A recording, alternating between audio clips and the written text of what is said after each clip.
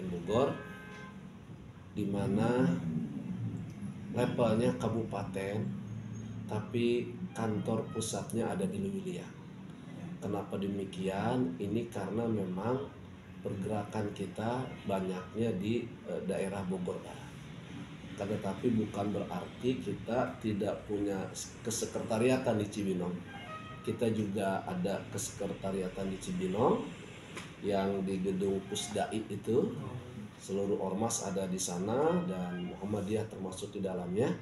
Di sana paling kita kalau ada aktivitas di bagian timur atau di tengah ya, di Cibinong, di Gunung Putri, di Citerep, kemudian di Cilengsi, semuanya di daerah sana baru kita koordinasinya di Cibinong. Yang selanjutnya saya selain mengucapkan selamat datang, ahlan sahlan, juga mohon maaf kalau pertemuan ini baru terrealisasi hari ini karena memang kegiatan PDM sepekan ini bahkan bulan ini cukup padat. Kemarin kita baru menyelesaikan itu, setiap hari memang ada pergerakan dakwah kita, dan kebetulan hari ini saya kosong, cuma nanti pada maghrib ada rapat. Nah, saya makanya mohon maaf kemarin, kirain miskomunikasi ya, kirain kemarin gitu kan. Nah, ternyata kan kemarin saya baru beres pengajian pimpinan di jam 12 pada zuhur. Kemudian ada tamu dari PT Marco untuk menjalin kerjasama haji dan umroh itu sampai asar. Nah, saya khawatir sudah datang ke sini, makanya saya langsung voice note, nggak diketik gitu ya, WA-nya di voice note, khawatir sudah datang. Dan memang saya rencanakan hari ini, alhamdulillah, dan mohon maaf saya agak sedikit terlambat. Yang selanjutnya saya mengucapkan selamat kepada adik-adik sekalian, mohon maaf kalau sebut adik-adik, yang sudah menjadi bagian dari pendidikan kader ulama, mahasiswa pendidikan kader ulama. Karena itu adalah sarana mencari ilmu dan sarana menjadikan adik-adik sebagai kader-kader yang nanti kedepannya sangat diharapkan oleh masyarakat umum. Oleh sebab itu saya atas nama pimpinan daerah Muhammadiyah Kabupaten Bogor mengapresiasi kegiatan dari MUI Kabupaten yang salah satunya adalah programnya adalah menyelenggarakan pendidikan kader ulama. Dan ternyata pendidikan kader ulama ini satu-satunya program MUI Kabupaten Bogor yang hanya ada di Indonesia. Di MUI lain tidak ada. Dan pada saat grand launching atau apa itu disebutnya pembukaan PKU kader ulama periode ini, saya menyaksikan karena saya sendiri diundang oleh MUI Kabupaten dan alhamdulillah bisa hadir. Kalau nggak salah peserta PKU-nya ada di sebelah ujung paling sebelah sana, berseragam hitam putih ya, berpeci. Nah itu cuma saat itu belum kenal jadi belum lihat. Ya sekarang udah kenal ya. Termasuk dengan Kang Ustadz Ahmad Isom, saya belum melihat saat itu. Dan saya menyaksikan, saya berbahagia ada kader-kader di bagian barat ini, kader-kader ulama bagian barat yang bisa saya bertiga di sana ya, lagi aja ya. Siap. Yang bisa menjadi bagian dari PKU ini, ya, karena jujur pendidikan kader ulama ini selain tadi program unggulan MUI Kabupaten juga sebuah wadah pendidikan yang sangat luar biasa. Karena hari ini di tengah luar biasanya dinamika dakwah kita, hadir PKU sebagai wadah pendidikan itu, yang itu insya Allah akan membekali perjuangan kita ke depan. Oleh sebab itu saya sangat bersyukur adik-adik sekalian bisa menjadi bagian itu, dan mudah-mudahan adik-adik bisa istiqomah mengikuti jalan kebenaran ini, ya.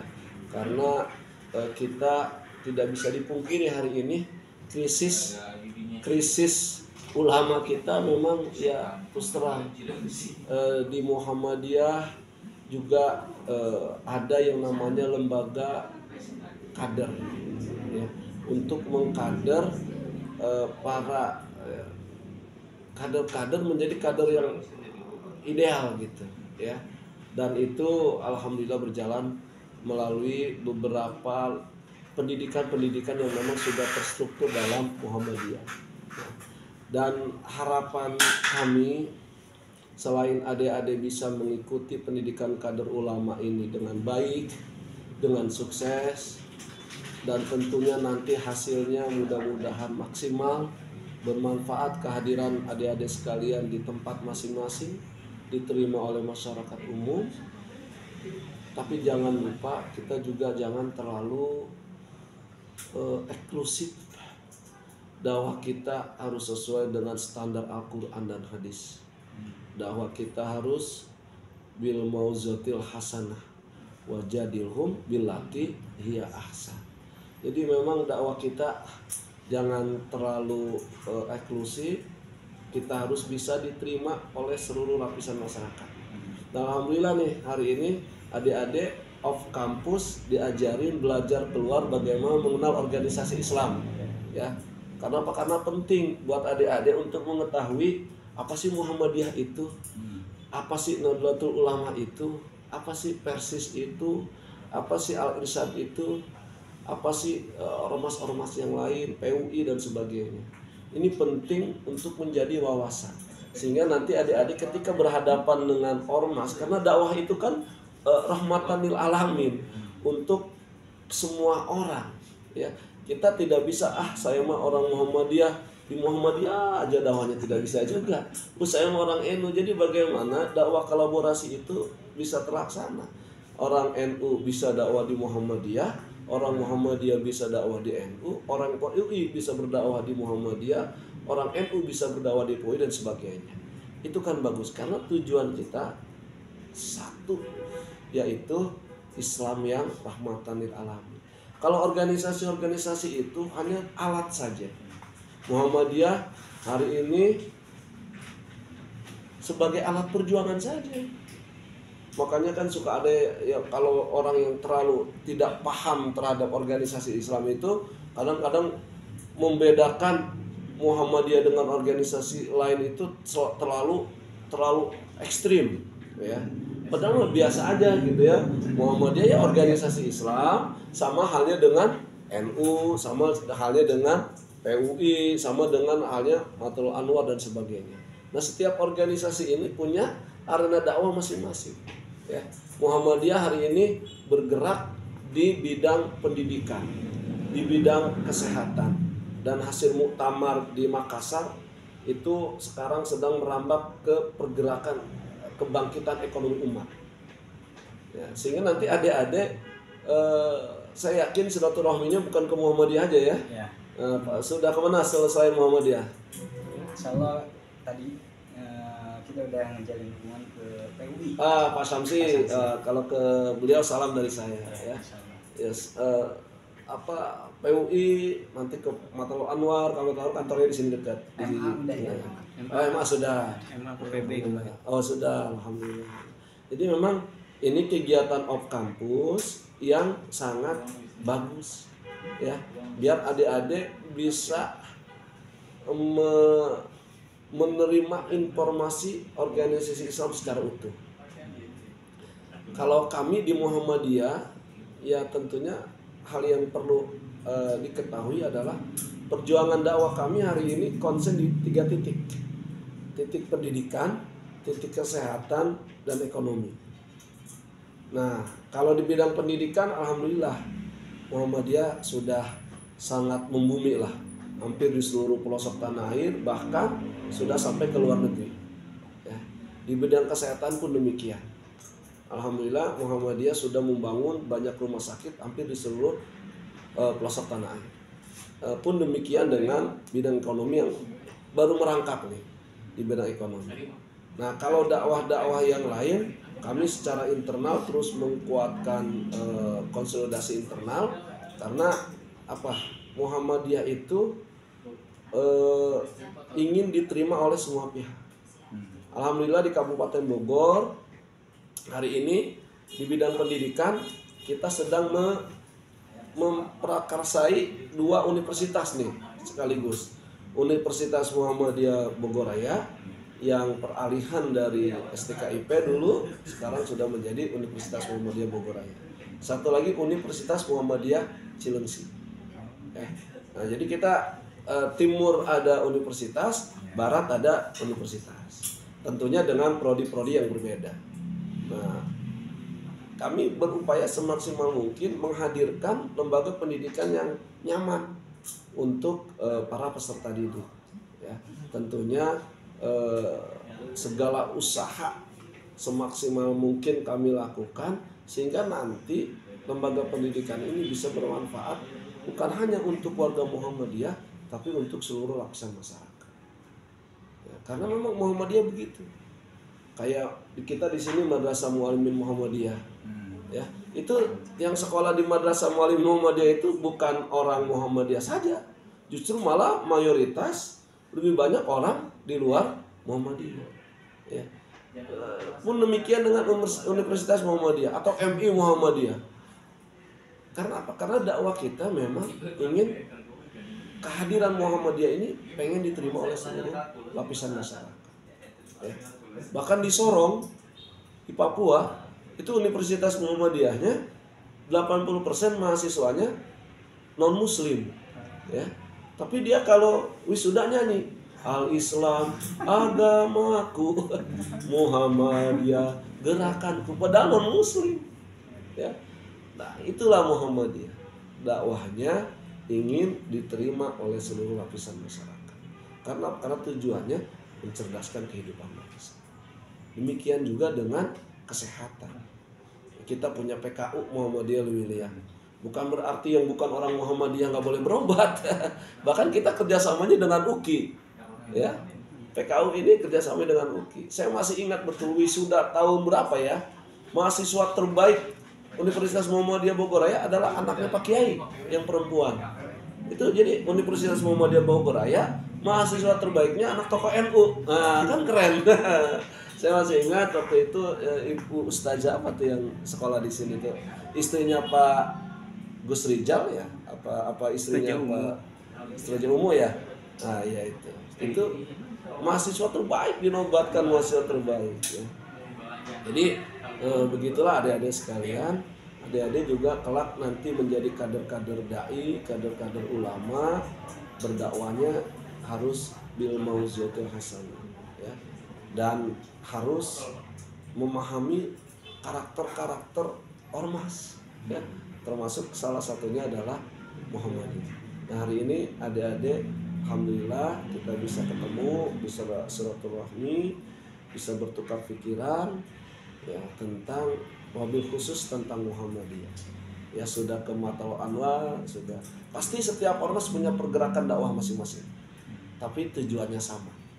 Tujuannya sama, ingin menegakkan dan menjunjung tinggi agama Islam. Perbedaan-perbedaan itu kita masukkan saja dalam sebuah literasi khazanah wawasan kita saja. Ya, jangan dijadikan, karena ini PKU ini harus jadi kader ulama yang profesional, jangan yang tradisional ya.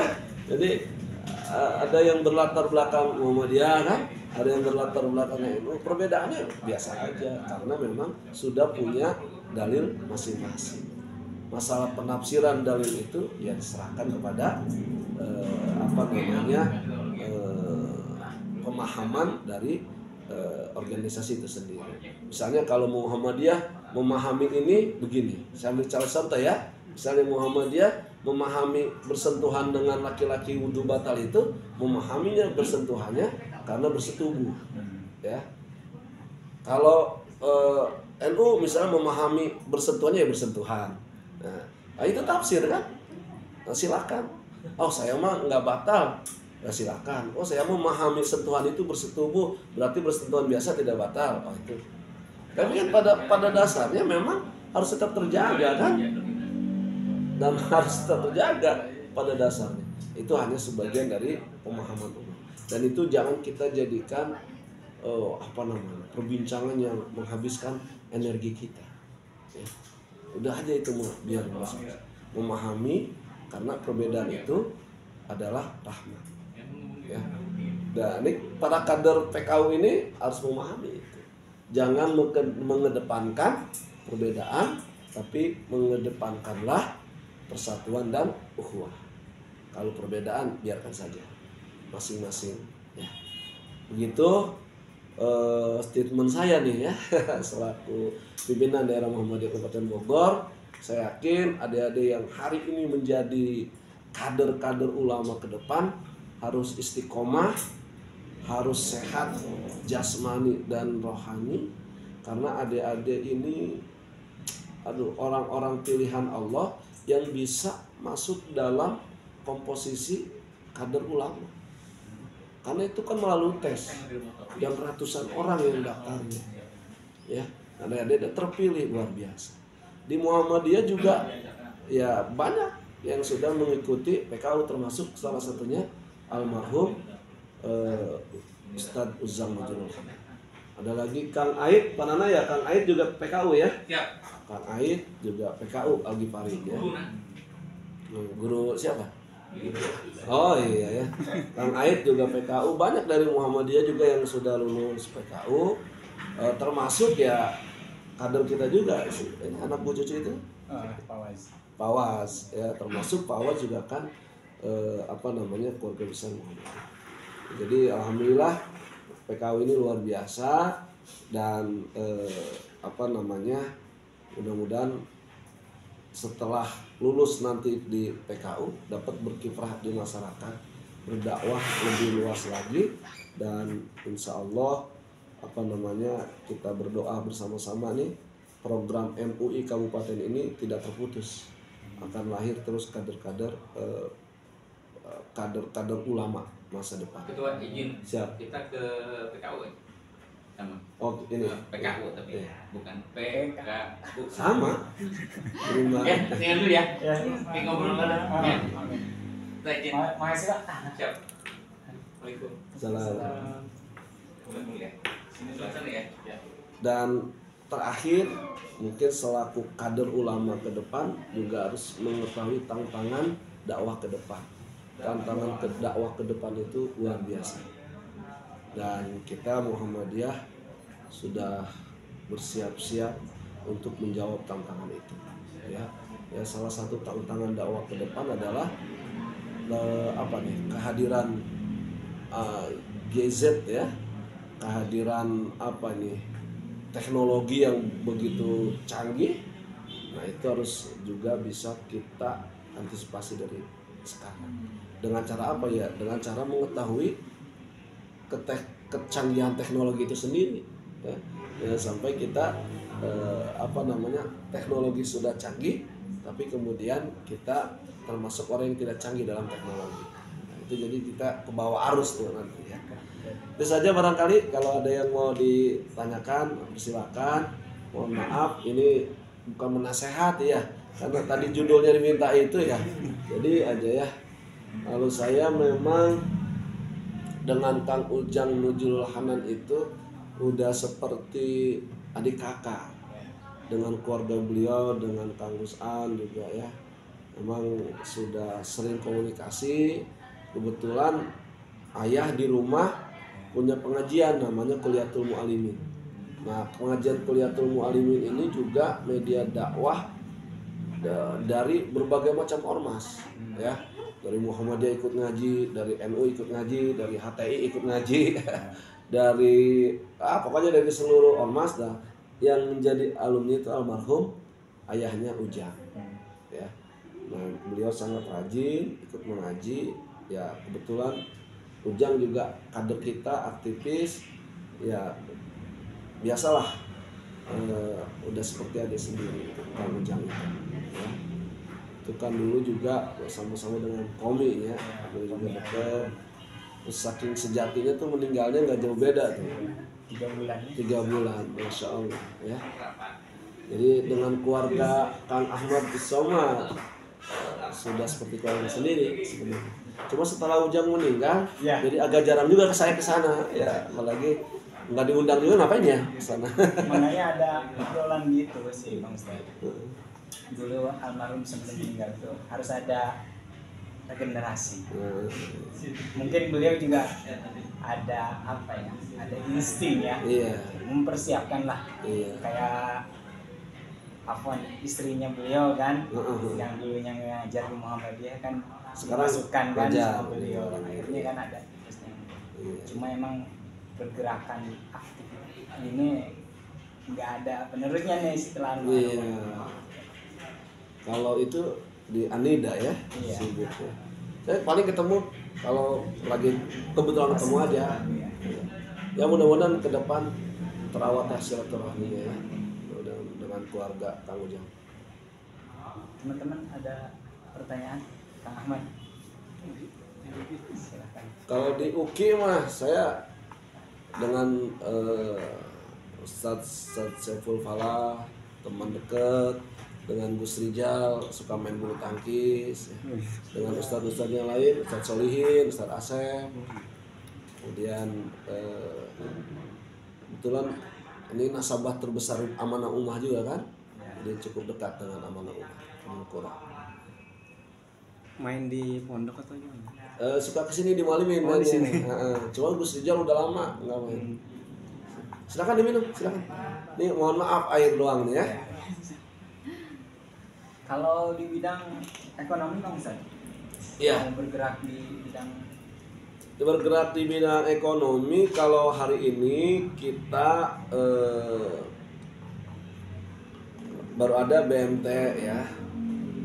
Nanti ke depan kita merencanakan lahirnya Suryamat yang memang sudah menjadi instruksi dari pimpinan pusat. Jadi kayak Indomaret lah. Kalau mereka punya Indomaret, kita punya Suryamat. Tapi memang ini belum terwujud. Nanti di setiap cabang diusahakan ada. Termasuk juga saya mewacanakan, ini namanya wacana ya nggak apa-apa kali ya. Kalau bisa terwujud, siap mana Awan? Salah. Kalau bisa terwujud sih pengennya bikin bank syariah gitu. Kalau bisa terwujud. Nah, kalau bikin bank syariah itu sekarang modalnya besar, sekitar 12 M untuk mendirikan perbankan syariah sekelas BPR ya. Kalau koperasi sih sudah aman lah ya, sudah berjalan dan kita upayakan ada di setiap cabang. Untuk sementara memang di bidang ekonomi baru hal-hal yang kecil, belum yang besar. Karena memang saya harus mengakui, harus jujur, di Muhammadiyah juga secara ekonomi kader-kader ekonomnya belum muncul. Jadi memang terbiasa di bidang pendidikan, dari dulu teh pendidikan aja gitu kan. Makanya kan kita baru satu SMK Muhammadiyah 6. Dulu kan kita terjunnya di bidang pendidikan. Tapi insya Allah dengan hadirnya Umbara, nanti kita tambah fakultas-fakultas lain, termasuk salah satunya fakultas ekonomi. Mudah-mudahan nanti di situ bisa tumbuh kader-kader ekonomi. Ya kita maklumi itu, saya jujur tuh kita di Muhammadiyah khususnya di Kabupaten Bogor, kader-kader ekonomi masih kurang. Tapi paling tidak pergerakan kita sudah ada. Seperti itu.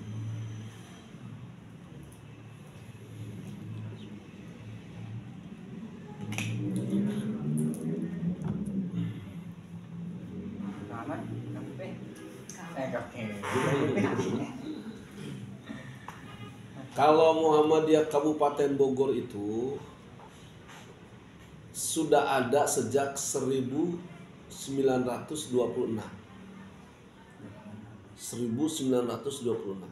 Jadi Kiai Haji Ahmad Dahlan mendirikan Muhammadiyah pada tahun 1912. Kemudian ada di Kabupaten Bogor, pertama ada di Jasinga 1926. Oh, di Jasinga dulu. Di Jasinga dulu.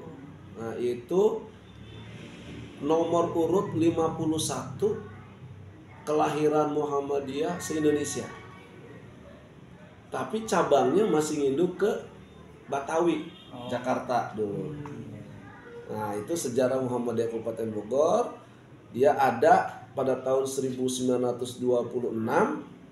Entah siapa yang membawanya.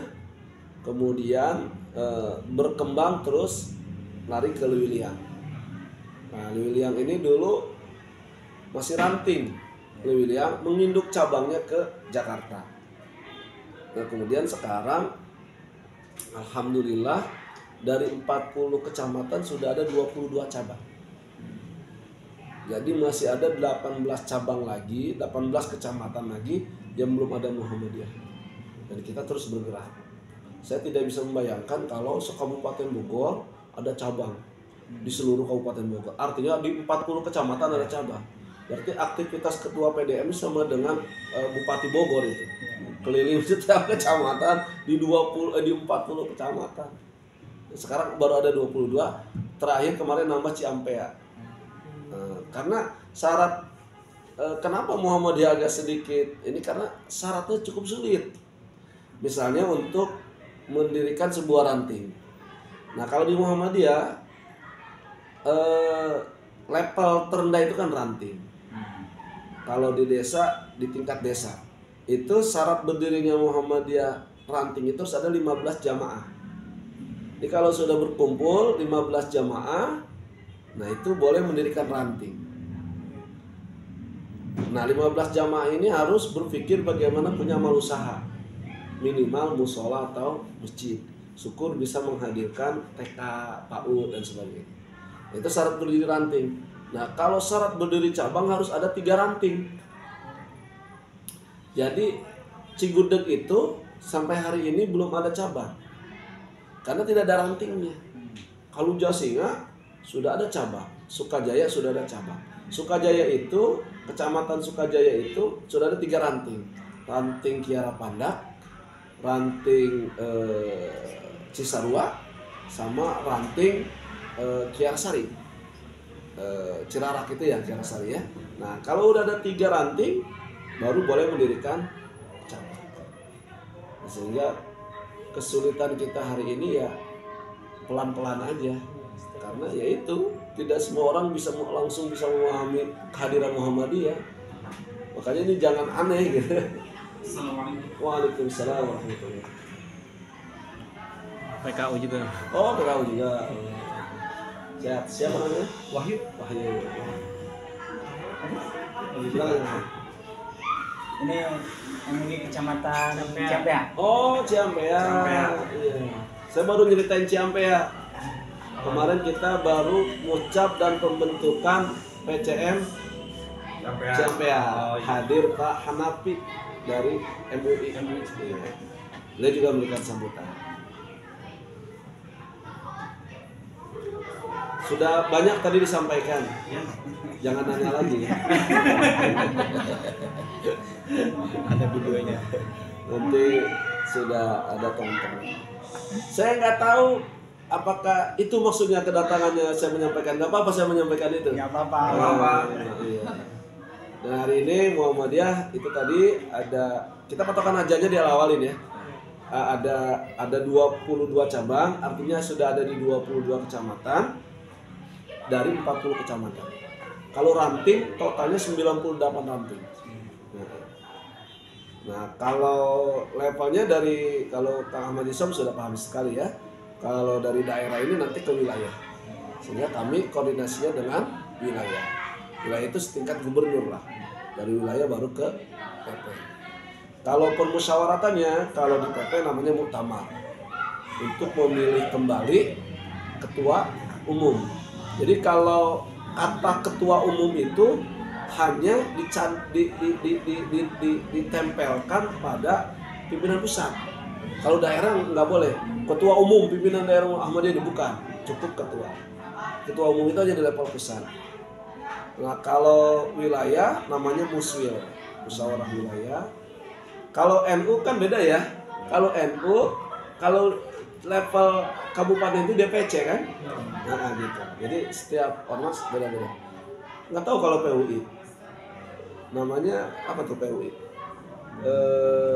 Kalau di tingkat daerah namanya apa gitu? Kayaknya PD juga deh, pimpinan daerah juga kayaknya. Kalau NU kan pimpinan cabang Nahdlatul Ulama Kabupaten Bogor. Kalau kami cabang di kecamatan itu berbeda.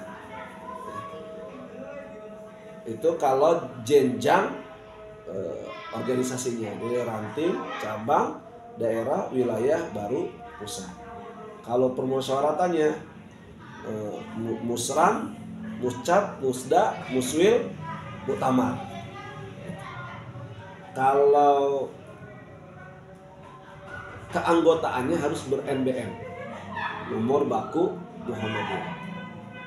Nah, setiap kepemimpinan baik di amal usaha Muhammadiyah maupun di organisasinya itu maksimal 2 periode. Jadi kita punya ADART. Jadi nggak boleh kampus Umbara rektornya lebih dari 10 tahun, nggak boleh. Selagi maju sekalipun, kalau sudah waktunya diganti. Begitu. Dan kita Muhammadiyah itu seluruh aset-aset dan seluruh aturan harus berpacu pada aturan pimpinan pusat Muhammadiyah. Termasuk aset. Jadi namanya kepemilikannya Muhammadiyah. Tidak boleh nama perorangan. Itulah yang kemudian Muhammadiyah disebutnya, mohon maaf sekali, organisasi kaya. Karena memang asetnya seluruhnya dimiliki oleh atas nama Muhammadiyah. Tidak boleh misalnya Kabupaten Bogor, usernya saya, nah, kampus punya lahan namanya sertifikatnya Ahmadiyani, nggak boleh. Nah, itu harus nama Muhammadiyah seluruhnya. Jadi ada 4 item. Pertama ada ADART, anggaran dasar dan anggaran rumah tangga, ini sudah umum ya. Kemudian ada MCKH, Matan Cita-Cita Hidup Muhammadiyah. Kemudian ada pedoman hidup Muhammadiyah. Nah, kalau keputusan tafsir kita kumpulkan dalam yang namanya keputusan tarjih. Jadi misalnya menentukan hari raya Muhammadiyah itu tanggal 9 Zulhijjahnya hari apa? Tanggal 1 Ramadan. Nah, itu keputusannya mengikuti keputusan tarjih. Dan kita terstruktur. Kalau sudah instruksi dari pusat tidak boleh dibantah. Harus turun ke bawah. Jadi memang kira-kira banyak catatan yang kemudian ya harus terorganisir. Seperti itu. Sekelumit tentang Muhammadiyah. Ya. Kalau di Kabupaten Bogor, saya sampaikan tertuanya Jasinga 1926. Masuk ke Lewiliang, masuk ke Pamijahan, masuk ke Puraseda, baru sekarang sampai ke Cariu, ke Jonggol. Di Jonggol ada, di Cariu ada, di Kemang ada, di Parung ada. Yang belum ada itu Rumpin. Di Sukajaya ada. Ini kan orang Sukajaya ada. Ini orang Lewiliang, di Lewiliang kotanya, ya. Nah ini juga belum ada nih di kampungnya Kang Ustadz Ahmad Ison, di Wisadeng belum ada. Ini padahal kadernya banyak, cuma berceceran. Tuh kalau Kang Ahmad Ison mau bikin ranting bisa tuh, tinggal kumpulin 15 orang. Padahal Pak Dudu juga tinggalnya di Wisadeng. Di Wisadeng bisa belum loncat. Tokohnya ya. Nanggung sudah ada. Nanggung. Kemudian Sukajaya sudah ada. Jadi salah satu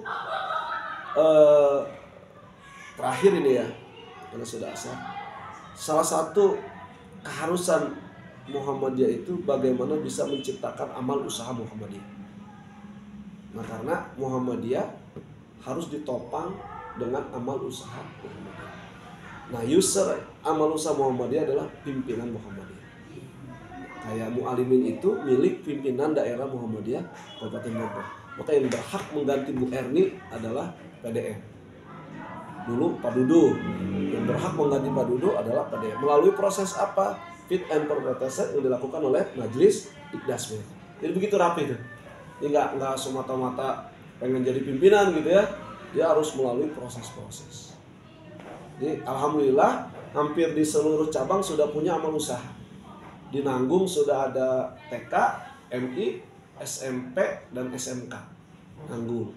Kalau di Jasinga juga sama, sudah ada kalau saya sudah ada 6. Di Sukajaya sudah ada MI sama SMP. Yang paling banyak di Lewiliang sudah ada universitas.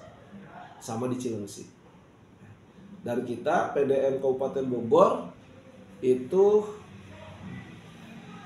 PCM Cilengsi ini menjadi PCM terbaik se-Indonesia karena sistem keuangan yang satu pintu. Siswanya puluhan ribu dari tingkat TK sampai wah banyak lah itu. Itu paling maju tuh di kita. Jadi sentralisasi keuangan, keunggulan lah. Ya. Dia mau tingkat TK, SMP, SMA, SMK semuanya dia keuangannya satu dan sudah punya BMT juga. Yang mati Lili Sadeng belum ada. Muhammad Iso mudah-mudahan bisa perjuangkan di situ. Cigudeg juga belum ada. Cigudeg belum ada nih. Ya, Cigudeg. Lompat ke Jasin. Parung Panjang alhamdulillah sudah ada. Itu saja. Ada yang perlu ditanyakan? Nanti kalau ada waktu, kalau mau silaturahmi kita komunikasi saja. Saya sudah nge-save nomor Kang Ustadz Ahmad Iso. Sekali lagi, adik-adik hari ini harus menjadi orang-orang yang paling bersyukur karena menjadi bagian dari peserta atau anak didik PKU. Ya, karena sulit itu mendapatkan. Saya aja nggak kesampaian karena memang nggak mengupdate. Ya. Atau ketuaan mungkin. Zaman saya belum ada kali ya. Ya, ketuaan. Tapi Kang Aid itu di bawah saya, di atas saya. Kang Aid, saya kan di bawah Panana. Kang Aid Di atas ya. Di atas. Kayaknya belum ada ya. Alhamdulillah dari Muhammadiyah juga Pak Dr. Haji Noval itu kan pengurus MUI Kabupaten dan beliau juga yang ngetes kalau nggak salah nih, yang menginterview awal masuk PKU ya. Serangan sama Kang Dikon. Nah, Pak Dokter gitu. Alhamdulillah. Yang isi materi. Nah, langsung nelfon tuh ya. Boleh juga disebut langsung. Bentar ya. Ya. Assalamualaikum Pak Ji. Assalamualaikum warahmatullahi wabarakatuh. Siap. Ini lagi di PDM